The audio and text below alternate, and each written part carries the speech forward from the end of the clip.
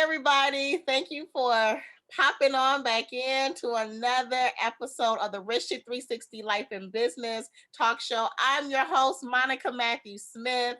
And tonight, as always, we have a special guest who I will introduce in just a second.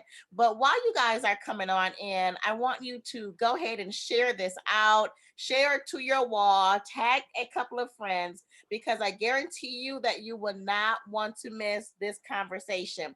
And if this is your first time coming across our page, Wish 360 is a community for faith-based women entrepreneurs who are in the startup phases of their businesses. And we train women on how to use biblical principles and faith-based strategies, plus no fluff grind to start and build their empires. So if this is something that you're interested in, feel free to hit the like button and follow us.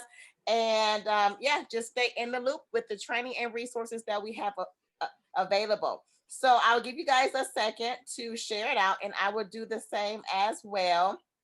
And while I am sharing this out, I would like to remind you all that this is a live recording of our podcast. So you can subscribe to our podcast on Apple Podcasts, Google Play, wherever you get your podcast. You can find Rich Chick 360 there and subscribe. And then that way you will never miss an episode as we bring entrepreneurs who are leading in their industries to share their journey and experiences with you all, as well as to give you some wisdom and advice that can help you along your entrepreneurial journey as well. So let's go ahead and then I will tag Mr. Moten here. Let's see. There we go. Okay. And I just tagged you, Ed. So you should That have sounds it. good. Okay, all right. Well, guys, again, thank you for coming in. I will read a short bio of our guest just so that you know who we have with us this evening. So, Mr. C Edward Moten is the CEO of Dominion Charter LLC. He has a podcast entitled Calm in a Crisis and believes that healing and wholeness is taking place in the marketplace. He and his wife of 25 years are interested in seeing more creativity and productivity in the marketplace and work toward that end. With his formative years in theological training, he thought that ministry would be his career, and now his career is ministry. As the CEO of Dominion, he has the task of overseeing luxury travel by way of business aviation, also known as private jets. Mr. Moten works to ensure that Dominion Charter LLC gives a viable option of travel to those that utilize business aviation to move about. Dominion was birthed to give the unique traveler unique options. There was such a mass consumer approach to a niche clientele that Mr. Moten saw a gap in the service part of the process and made it his quest to facilitate a stopgap measure that would make the travel experience smooth, seamless, and safe. Dominion Charter LLC is your exclusive partner for luxury travel and concierge. So without further ado, welcome again, Ed. Thank you for taking time to come on the show. I appreciate it. Thank you for having me. Yes, sir, indeed. So I know I just gave a little bit of a snapshot of who you are hmm and what Dominion Charter is, but can you give us a little bit more information of your background, and then also your company and how we can contact you if we're interested in further services? Well, I am C. Edward Moten, as you said earlier. I have a rich background relative to church and ministry, my family. And as the bio said, I thought for the longest that would be my thing. And as God would have it, midstream that changed. And not change for the worse, but for the better. And so we started Dominion Charter LLC, which is a private jet company that specializes in luxury travel from beginning to end. And if anybody's interested, the best way to contact us is through email at info at dominioncharter.us. Info at dominioncharter.us. And you can get the information that you need, or you can visit the website at dominioncharter.us. And everything is kind of self explanatory from there.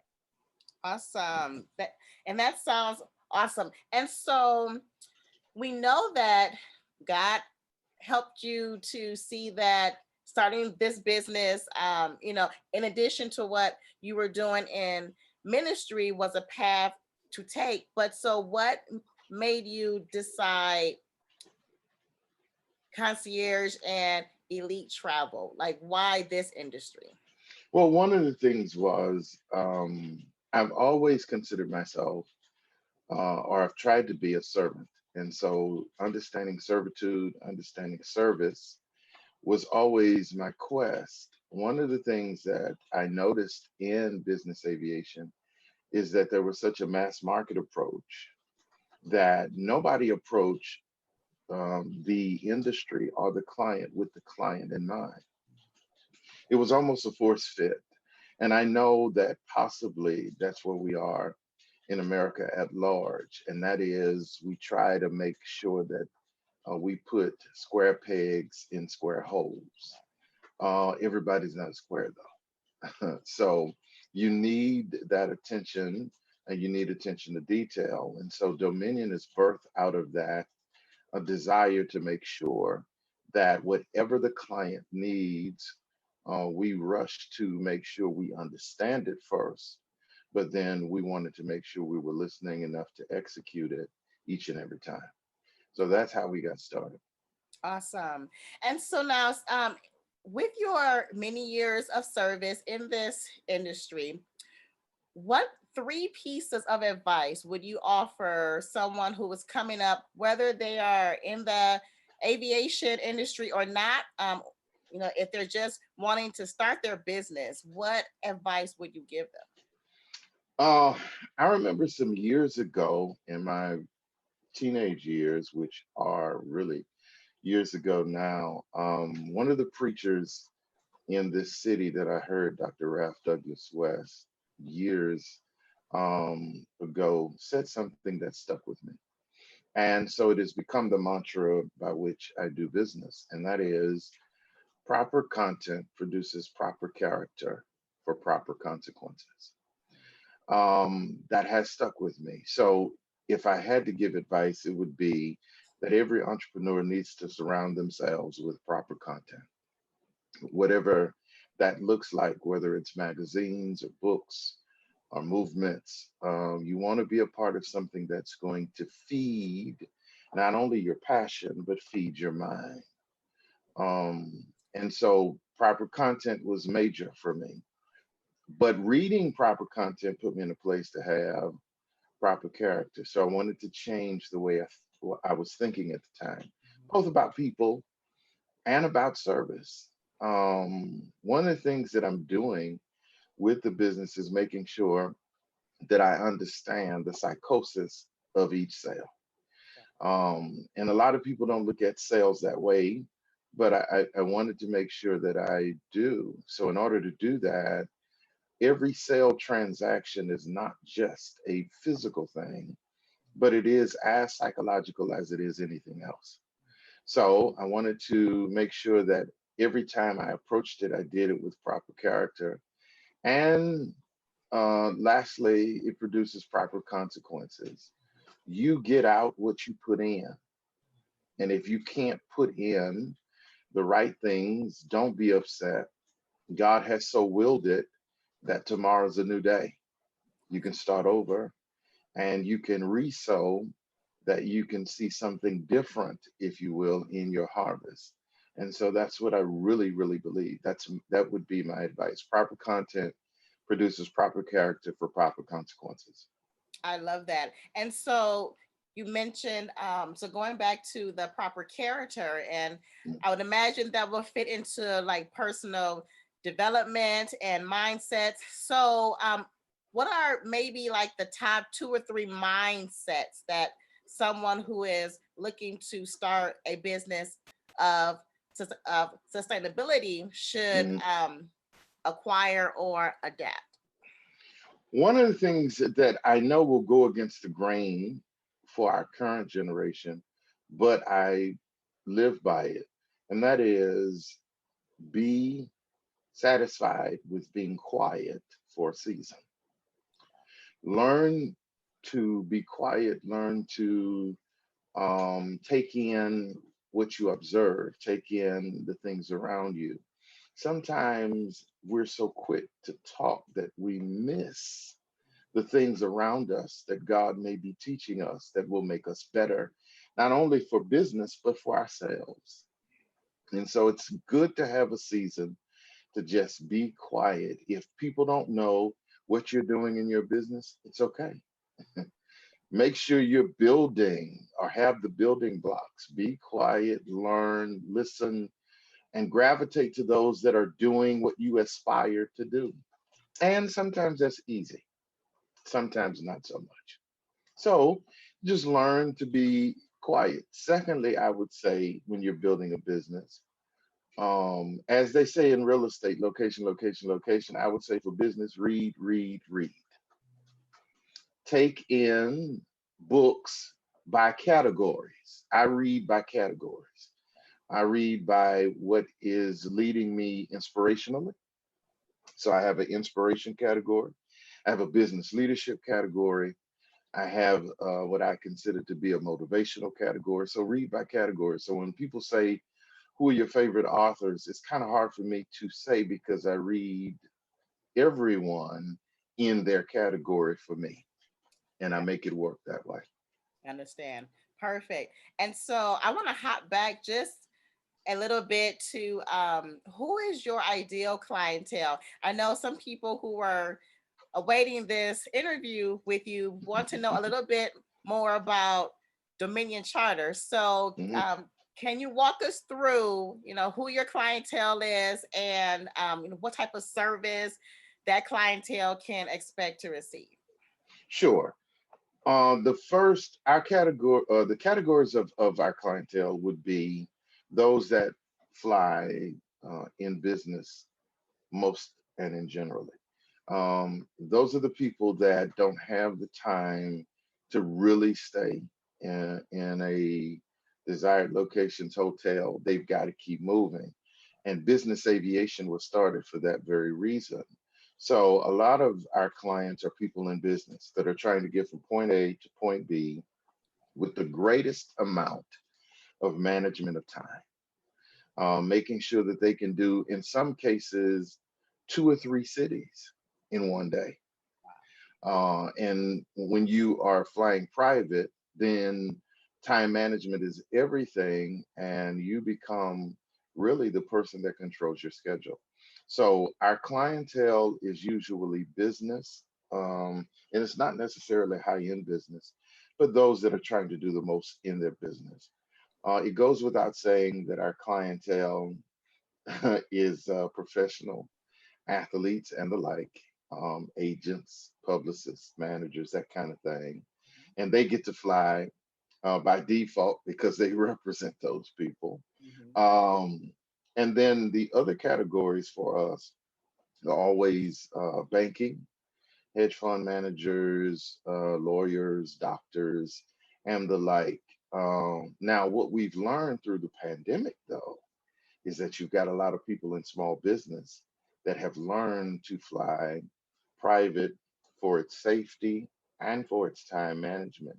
So they're learning ways. So as soon as we saw that, we now have incorporated ways to teach small business owners that are interested how to fly private and do it in such a way economically where it does not break the bank for them and it helps them hold their bottom line. So right now, the pandemic has changed the clientele. It really has. We thought we would suffer through the pandemic, but we didn't. And we grew by 200% in the pandemic. So there's a different kind of client that's coming to the forefront now, and that is the person that's very serious about making sure they fly safely and can manage their time much better. Yeah. Now, we see people on social media taking pictures in private jets and things like that. I know somebody who might be watching would like to know if you have planes available for them to just come in and just take some photos with, or is that not what you guys Well, do? that's a good question. In fact, that's the best question that I've heard in an interview in a while. The reality is, and I know it's going to hurt somebody's feelings, I'm not trying to do that. But the reality is, in my business, airplanes make more money in the air than they do on the ground. So the reality is, we don't have a lot of planes that may be just sitting idly by for pictures. So most pictures that are taken are those that have scheduled a flight and they're already in flight taking pictures. That's one end. But social media has caused people to think that everybody is doing it. And the reality is, there are photography studios now that will do makeshift private jets and make you think that they are flying private when they are not. It's purely for photo ops and that kind of thing. And I get it. Um, but no, we do not. When we first started the business, we had a lot of rappers and people in the music industry wanted to do videos. And for all intents and purposes, those things kind of went well, but we stopped that several years ago because we wanted to make sure that we were, at least if you did a photo shoot, you could do it, but we had to charge you a 4 hour block. Okay. And people started getting crazy and saying, no, we don't want to do it. So we understood it. So we stopped the service altogether. And now, if people take pictures, it is because they're flying, Yeah. literally flying. And that works better. So, no, we do not have a department strictly for photos. Awesome. Good to know. Good to know. And so, and in your years of service with Dominion Charter, what have been some of your challenges? Maybe one, and what have you learned by overcoming that challenge? My greatest challenge, believe it or not, is the very thing that we just talked about. I remember growing up, my dad used to say, the things that make you laugh make you cry. I didn't understand that as a youngster. I do now. Um, Sometimes the greatest challenges for anybody in business, not just myself, but for anybody in business, is social media. Yeah, it's a tool by which you can grow, but it's also a tool by which many people lie. Mm. So you have to be careful, because you don't want to be put in a situation where somebody thinks something is what it's not. So one of the greatest challenges for me is making sure that we paint the picture of the services we offer without suggesting that we are magicians. And by flying private, you all of a sudden economically are in a better situation. If we feel at any point that flying private may put people outside of what they intend for themselves, then yes, our people have suggested and advised this may not be the time for you to fly private. It's not my job to take the client's money just because it's available. It's my job, particularly as a Black business owner, to educate our people on the spending of money so that we're not flossing when we should be saving. Mm. Love that. Love that. Yeah. Awesome. And great message as well. And so, what motivates you to keep going? I know that that was just one challenge, and I'm sure that there have been other tough times or, things that you've overcome. So, what keeps you motivated to keep going with Dominion Charter? The greatest thing that keeps me motivated, um, here's the Baptist preacher jumping out of me. Um, Here's my illustration. The greatest thing that keeps me motivated, there was a story my dad used to tell us when we were younger. And the story was that a grandmother was sitting with her granddaughter and looking, from a rocking chair. And the granddaughter said to her grandmother, "What is faith?" And she said, "Faith is if God tells me to get up and walk through that door, that's faith." And so the granddaughter looked at her grandmother, a little bewildered, and said, "Really?" She said, "Maybe you didn't hear me. I'll ask again. What's faith?" And the grandmother said, "Like I said, if God tells me to get up and walk through that door, that's faith." The granddaughter, very upset, very mad at this point, says, "I'm going to ask you again, what is faith?" And she says, "Baby, if the Lord tells me to get up and walk through that door, that's faith." She says, "But grandmother, that's a wall there. There is no door." She said, "Exactly. That's faith." So the point that I want to make is that the things that motivate me is that where others see walls, I see doors. Where others see hurdles, I see launching pads. Where others see moments to stop, to give up, to give out, to give in, I see moments to start, to breathe, to be refreshed by the challenges of life. So my mindset now is what causes other people to sink may cause me to sail. So that's the way I'm motivated every day. I love that. And now, are you still a Baptist preacher? Let's just say from time to time we get a chance to get it in. But yes, I cannot leave my formative years. It's a part of my DNA. Definitely, definitely. And so now everyone, it has a different definition of success. What would you say your definition is? My definition of success is probably a little bit different from most, and that is if you can imagine it and then achieve it, to me, that is success. I know it's simplistic in definition, but for me, it means everything because we're living in a generation where people don't dream anymore. So to dream it, to have the dream, and to go after what you see and be able to accomplish it, yeah, that's success to me. That's good. That's good. And now this question is a little odd. People have to really think about it. But if you could go back in history and talk to anyone, who would it be Okay. and why? Um, if I could go back in history and talk to anyone, I would probably go back and talk to Frederick Douglass.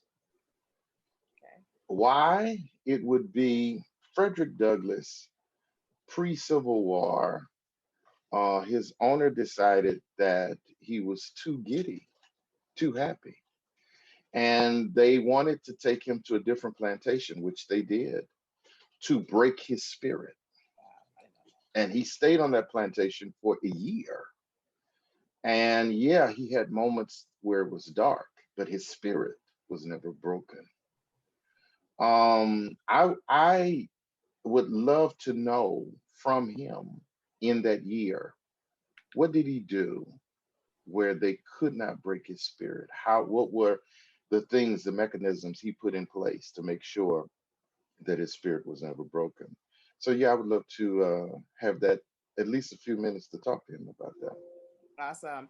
And besides Frederick Douglass, would you name anyone else as like a great inspiration who has helped you to become who you are today as a business owner? Uh, let's see. There are a myriad of people, but I would have to say my dad, probably primarily. Um, there's some people I could name, secondary and tertiary, but my dad primarily Okay. is the person that has inspired me the most. Okay. Only because my dad was called by some bougie, and I Okay. used to laugh at that because he was a country boy with country ways, and so the stuff he would say, little statements, that makes you kind of look back and say, wow, that stuff was full of wisdom then. Um, so that inspired me. That kind of collection of little bitty things he said. When I look back over it now at 50, I say, wow, I appreciate that old man. I really do. Awesome. And so now about the books. So, can you Okay. think back and give us maybe a title that, let's say, maybe from your business category that Okay. kind of stood out from you that you want to share? Sure. There's a book, trying to remember the author. I read it a while ago. There's a book entitled Measure What Matters. Hmm, okay. It's a business book, Measure What Matters, that stuck out to me. It is the story about, well, he uses as an illustration in the book about Google, but the suggestion that the book makes is that a lot of people would serve them better in business if they would measure what matters as they go forth in business, which is an important message. And that book stuck out to me a lot. Another business book that I like is a book entitled Finding Your Strength. I think that's it. I want to be sure. I don't want to Okay. mislead anybody because I know people are. It's a strength. That's the name of it. Strength Finder. That's That's the name of the fine. book. Strength Finder. Yeah, Okay. by Tom Rath. Comrade. Okay. Yeah, great, great book. Because I think over and by and large, honestly, that I think we're in that generation now where it is incumbent upon all of us to find our strengths and build business from that vein. If some of us are not great in a communicative fashion, it's okay. But if you're great with numbers, then build business from that vein until you get to all of the other avenues. Because trust me, I've lived long enough now to suggest that wherever you are weak, God will send somebody in your life that will prop you up and make you strong in those areas. That's true. That's true. I firmly believe that as well. Um, and so, Ed, what is your favorite part or aspect of entrepreneurship? My favorite part, believe it or not, is the time. People say when you own your own business, you can call it quits, in the run of a day early, you can go home early. The reality is, when you own your own business, you end up working overtime and you don't even know it. 8 hours turn into 10 very quickly. But I think the joy of that time invested is you learn very quickly in business that you get out of it what you put into it. That's good. And so my greatest joy is that the time invested, you're going to see a return on that investment at some point. Awesome. And to piggyback off of that, I just want to say one of the aspects that I like is kind of like you said, seeing something that you are creating. Like if God has placed a thought into your mind, just seeing For that thing sure. manifest. Like to You're me, this right. is awesome because He's the creator. So Exactly. He has given us the ability to create For as sure. well. Without a doubt. And so now, if you can brag on yourself and or your business, what is like one accomplishment that you are just super proud of? The one thing that I'm super proud of, and again, not to be funny, being honest, the one thing that I'm very proud of is that the half has not been told on where we can go with this. Hmm. That's what I'm most proud of. That I watch people like yourself, people that are inspiring others. I'm watching Blacks in business with their own businesses, and the half has not been told on where we're going with this thing. I think a lot of us are like we were as kids. We've just got to the point where we put our feet in the water and we like it the way it feels. But we're not we're not even knee deep yet. So the sky's the limit. Those are the things that I'm proud of, because whenever I think I've reached my cap, God shows me there's more to learn. There's more to do. So those moments make me proud, because I don't ever want to get to the point where I feel like I've arrived. Mhm. I don't want to get there yet. No, that's when you feel like you've arrived, you start thinking you're more than what you are. Mm, that's good. Yeah. That's good. I like that. And so now, when you are not in the throes of building your business and just being with your family, like what are your hobbies? What types of things do you like outside of being a business I like fishing. owner? Okay. Um, I like standing by still bodies of water. I understand now. I didn't when I was a younger preacher. I had no idea the throes or the reach of Psalms 23 when it says he'll lead you beside still waters. I had no idea what that meant.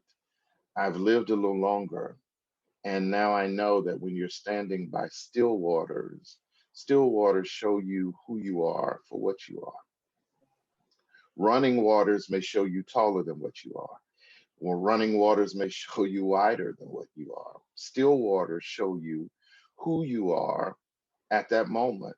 Those are the moments where I'm learning to be better. You know, um, all of us probably have um, bones in our closet. Some of us have live bodies on the way to the closet. But the reality is, you get better. Yeah. And so those are the things that inspire me now. I want to be better at business, better at being a man, better at being a husband, better at being a father. And so I take every moment as a moment as I'm a student and God is still teaching. I love that. And that's so inspiring as well. And so, what types of sacrifices have you had to make while building your business and getting it to where it is today? The greatest sacrifice that I've had to make is learning not to floss out of season. You know, Mm, when I was young, the big body bends and flexing and stuff like that, that was important. Making sure I had on the best gaiters and the best suits, custom made suits, that was important. And I'm not saying for a lot of people it's not. What I'm saying is the greatest sacrifice I've learned is to be quiet and be cultivated in a season where God can get glory, and you learn to be less flesh and more word. I love that. Yeah. That's where I am now. I remember uh, when I was younger, I could sing a little. My gift, I was known for singing. Okay. Young preacher, Yeah. and I thought I was just popping. And the reality is, um, I'll give you a case in point. I must have been 16 or 17 years old as a preacher, and I was at that time doing like week revivals. My dad hadn't done a week revival yet, and he had been preaching for years. And people started saying how great I was as a preacher, and I could croon and hoop and all that stuff that they do in the Baptist church. And I Mhm. got excited about it. I really did. And I remember going home one day, Monica, telling my dad, I said, he said something to me, and I said, why am I taking advice from you? I'm a better preacher than you are at this point. I'm 17. Wow. And my dad said to me something I'll never forget.